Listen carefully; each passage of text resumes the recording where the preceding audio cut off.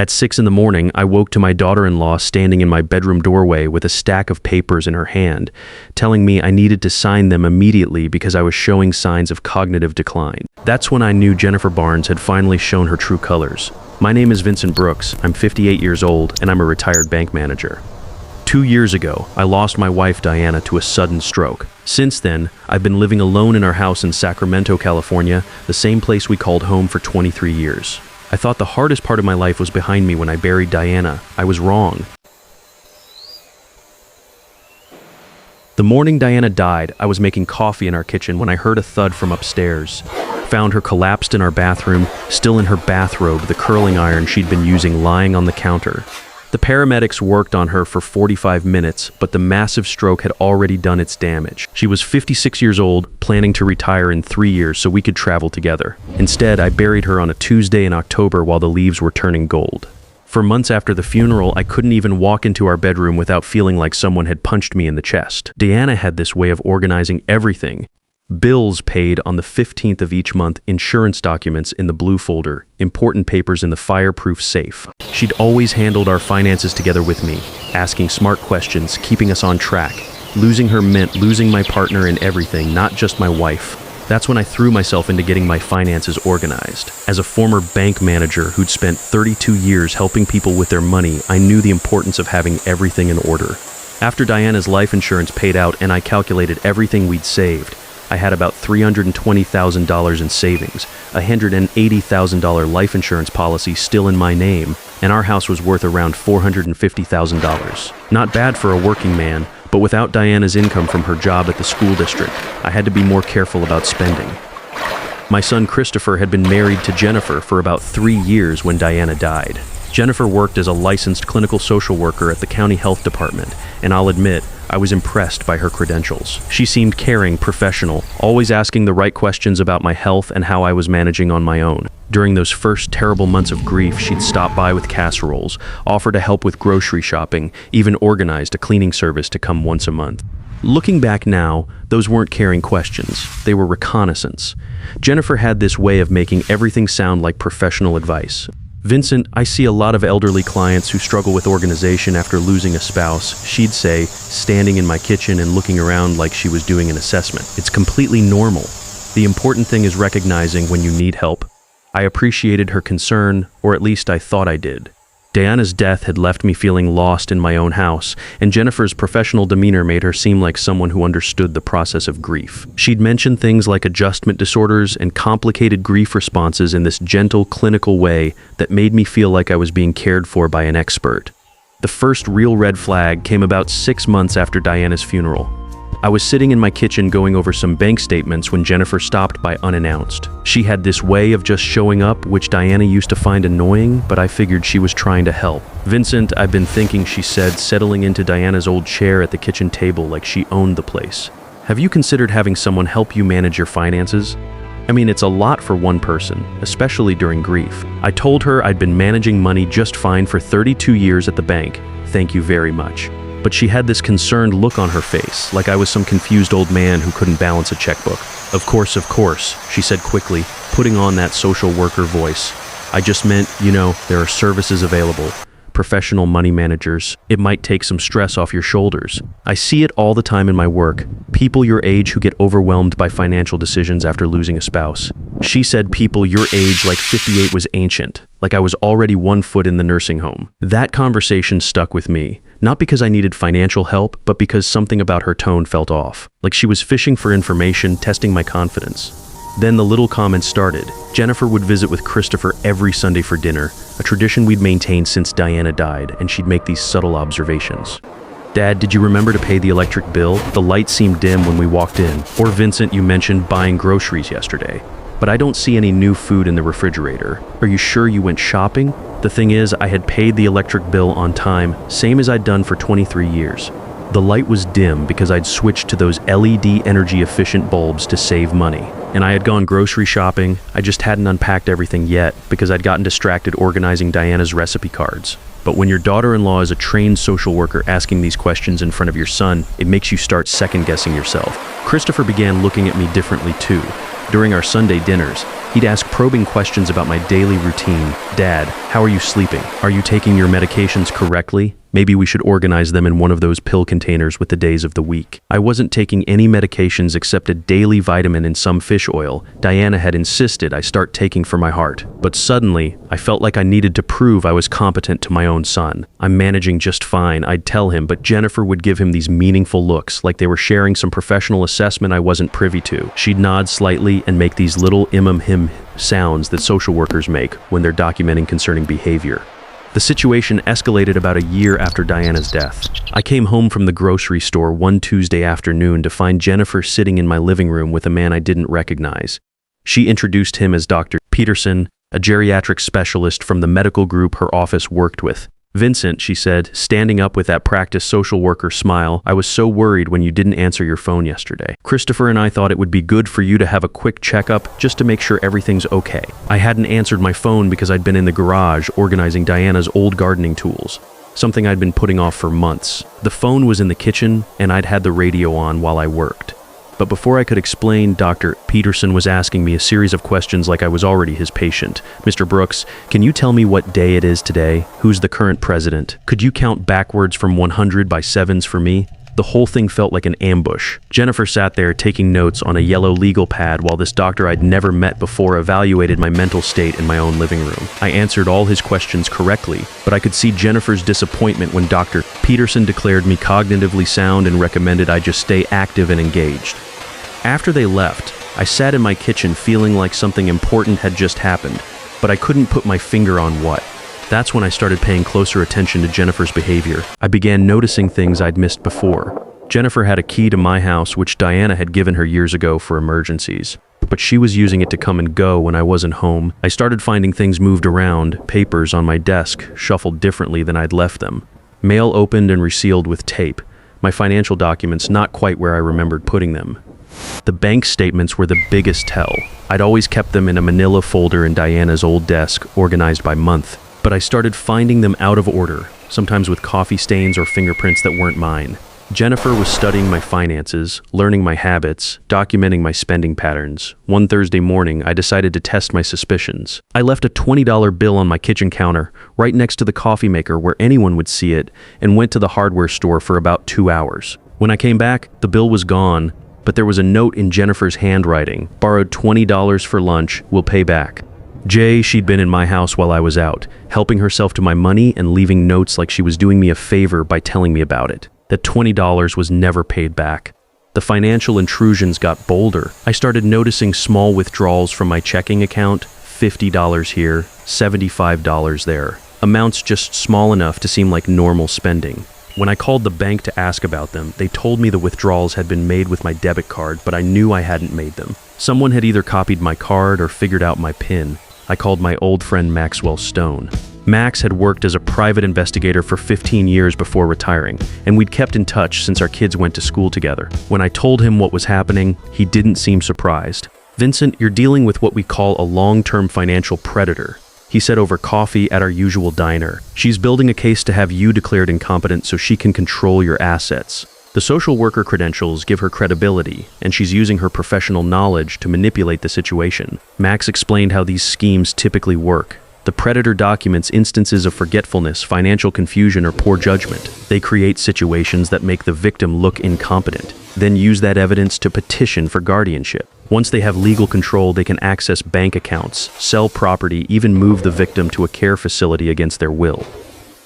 The scary part, Max said, stirring sugar into his coffee, is how legitimate it all looks. Jennifer's not some street criminal. She's got professional credentials, a clean record, and she's family. Any judge would see her as the responsible daughter-in-law trying to protect her aging father-in-law. That's when Max offered to help me document what was happening. We met at his house the next Saturday, and he showed me how to set up a small recording device in my kitchen, hidden behind the coffee maker, where Jennifer always seemed to gravitate during her visits. We also started tracking my financial accounts for any unusual activity, creating a log of every suspicious withdrawal or unexplained charge. The recording device was about the size of a thumb drive, voice-activated, with enough memory to capture 12 hours of conversation. Max taught me how to download the files to his computer and organize them by date and time. Within a week, we had Jennifer on tape talking to someone on her phone about the old man's assets and how she was building documentation for a competency hearing. The first recording was a real eye-opener. Jennifer was sitting at my kitchen table talking quietly into her phone while I was supposedly napping upstairs, but I was actually in the hallway, listening to every word. I know it seems like a lot of work, she said to whoever was on the other end, but we're talking about almost $1 million in total assets. Vincent's got over $300,000 in savings, plus the life insurance, plus the house. Chris and I could really use that money. She mentioned having student loans of $45,000 from her master's degree program and credit card debt that was crushing them both. Her voice had this calculating tone I'd never heard before, like she was discussing a business transaction instead of a family relationship. Then she said something that made my blood run cold. I've been moving small amounts from his accounts for months now. Nothing big enough to trigger alerts, just $200 or $300 at a time. He's so out of it since Diana died, he hasn't even noticed. By the time we get guardianship, there'll be a paper trail showing he can't manage his money properly. She'd been stealing from me for months, creating evidence of my supposed incompetence by making my financial records look chaotic. I sat in my kitchen that night, listening to that recording over and over, feeling something I hadn't felt since my army days. The cold, calculating anger that comes when someone declares war on you. The next morning, I called Rebecca Turner, an elder law attorney that Max had recommended. Rebecca specialized in financial abuse cases involving seniors, and when I played her the recording, she immediately understood what we were dealing with. "Mr. Brooks," she said from her office downtown, "your daughter-in-law has committed multiple felonies. Theft, fraud, exploitation of an elder. California takes these crimes very seriously. But we need to be strategic about how we handle this." Rebecca explained that if we moved too quickly, Jennifer might destroy evidence or escalate her plans. She could clean out my accounts, force a quick guardianship hearing, or even claim I was becoming violent or paranoid. Instead, we decided to let her continue while we documented everything, building an airtight case that would stand up in court. "Think of yourself as an undercover investigator," Rebecca told me. "Every interaction with Jennifer is now evidence collection. We need to show a pattern of deliberate financial exploitation, not just a few isolated incidents." Max installed security cameras around my house that weekend. Small wireless units hidden in the eaves and positioned to cover all entry points. We also set up monitoring software on my computer that would alert us whenever someone accessed my online banking accounts. The cameras were motion activated and uploaded footage directly to Max's secure server, so even if Jennifer found and destroyed them, we'd still have the evidence. Within a week, we had Jennifer on video entering my house when I was at the grocery store. The timestamp showed she stayed for 47 minutes, plenty of time to search through my papers and access my computer. We could see her photographing documents with her phone, clearly building her own evidence file. Rebecca worked with my bank to get detailed records of every transaction Jennifer had made without my authorization. The pattern was exactly what Max had predicted: small, irregular withdrawals designed to look like the confused spending of someone with dementia. Over 14 months, she'd stolen $8,400 in cash withdrawals, plus charges to restaurants and stores where she'd used my debit card. The bank security footage was particularly damning. Jennifer using my debit card at an ATM, looking directly into the camera as she withdrew $200. She'd memorized my PIN somehow, probably by watching me enter it during one of our trips to the store together. For the next 3 months, I felt like I was living in a spy movie. Jennifer continued her visits, her subtle comments about my mental state, her unauthorized entries into my home, but now everything was being recorded and documented. Max had given me a small notebook to keep track of every conversation, every suspicious incident, every time Jennifer said something that revealed her true intentions. The psychological pressure was enormous. Having to pretend I didn't know what Jennifer was doing, smiling at her during family dinners while she systematically stole from me and planned to have me declared incompetent. Christopher would ask how I was feeling, and I'd have to bite my tongue to keep from telling him his wife was a criminal. Jennifer escalated her efforts during this period, probably sensing that time was running short. She arranged for me to see Dr. Peterson again, this time for what she called a comprehensive geriatric assessment. The appointment was scheduled without my knowledge. I only found out when Dr. Peterson's office called to confirm. I didn't schedule any appointment. I told the receptionist, playing confused. "Oh," she said, checking her records. "It shows here that Jennifer Barnes, your daughter-in-law, scheduled it for you. She mentioned concerns about memory issues." I kept the appointment, curious to see how far Jennifer would push things. Dr. Peterson ran me through a battery of cognitive tests, memory exercises, even had me draw a clock and remember lists of words. I passed everything with flying colors, but I noticed Jennifer in the waiting room, talking intently with the doctor's nurse, probably priming them for signs of incompetence. The real breakthrough came on a Friday afternoon in late September. Jennifer called Christopher and asked him to meet her at my house to discuss Dad's situation. I wasn't supposed to be there. I'd told them I was going to a doctor's appointment, but Max and I were watching from his car parked down the street. We saw them enter my house together using Jennifer's key. Through the hidden cameras, we watched Jennifer show Christopher my financial documents, which she'd arranged to look disorganized and confusing. She pointed to the irregular withdrawals she'd been making and presented them as evidence of my declining mental capacity. "Your father is losing it, Chris," she said, spreading papers across my kitchen table. "Look at these random withdrawals, these missed payments. He withdrew $300 last Tuesday and can't even remember what he spent it on. He's going to lose everything if we don't step in."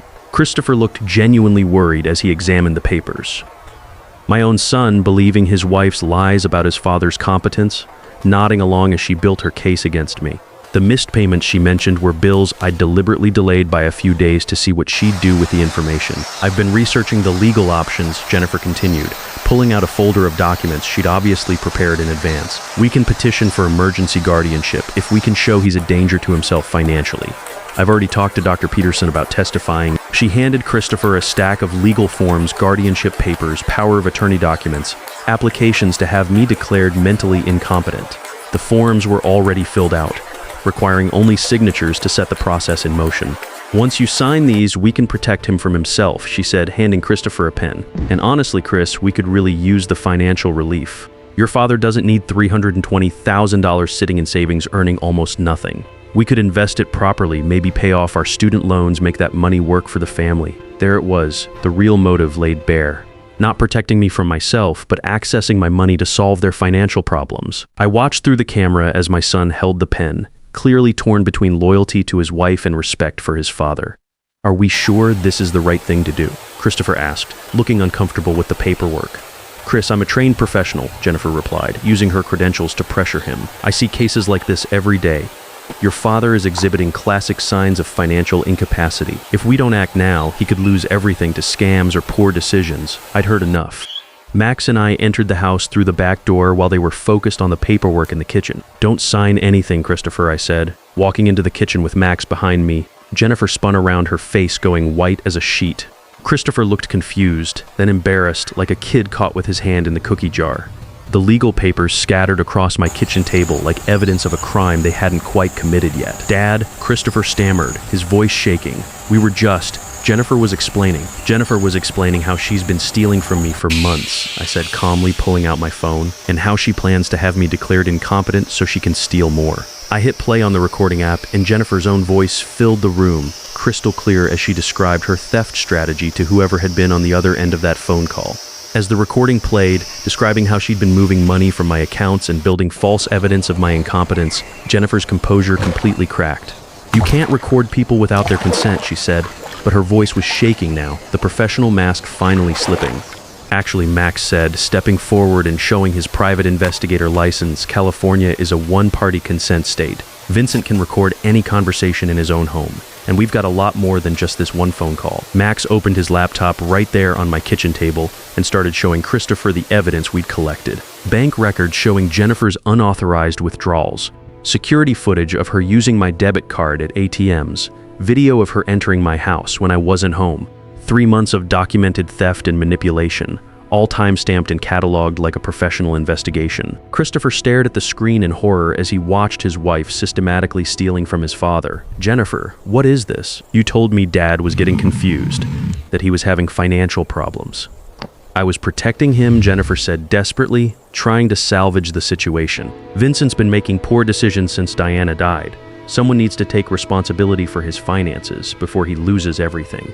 By stealing $8,400 over $14 months, I asked, showing Christopher the bank statement analysis Rebecca had prepared by forging my signature on withdrawal slips. By copying my debit card and memorizing my PIN, Jennifer tried one more manipulation, falling back on her professional credentials.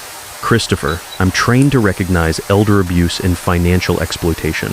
Your father is exhibiting classic symptoms of cognitive decline. These recordings could be fabricated, edited to make me look bad." That's when Max played the video footage. Clear, undoctored security camera recordings of Jennifer entering my house with her key, staying for hours while I was out, photographing my personal documents, and using my computer to access my bank accounts.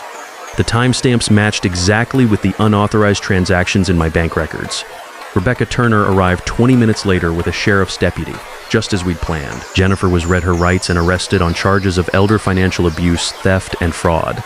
The evidence we'd gathered, recordings, financial records, video footage of unauthorized entries, painted a clear picture of systematic exploitation over more than a year. As the deputy handcuffed Jennifer in my kitchen, she made one final attempt to turn Christopher against me. "This is exactly what I was trying to protect you from," she shouted. "Your father is paranoid, vindictive. He set me up, manipulated the evidence.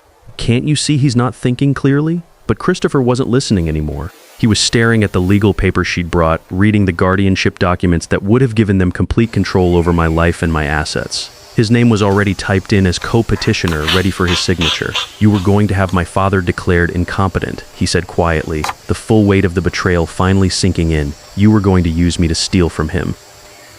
The legal process took about 6 months, during which the full extent of Jennifer's crimes came to light. During the investigation, authorities discovered she'd been researching elder financial abuse for months, learning techniques from her professional training and applying them to her own family. She'd consulted with attorneys about guardianship procedures, researched the legal requirements for having someone declared incompetent, even attended seminars on elder care law. Jennifer had been planning this scheme since shortly after Diana's death, waiting for me to be vulnerable and isolated before making her move. The $8,400 in theft was just the beginning. Her real goal was complete financial control through legal guardianship.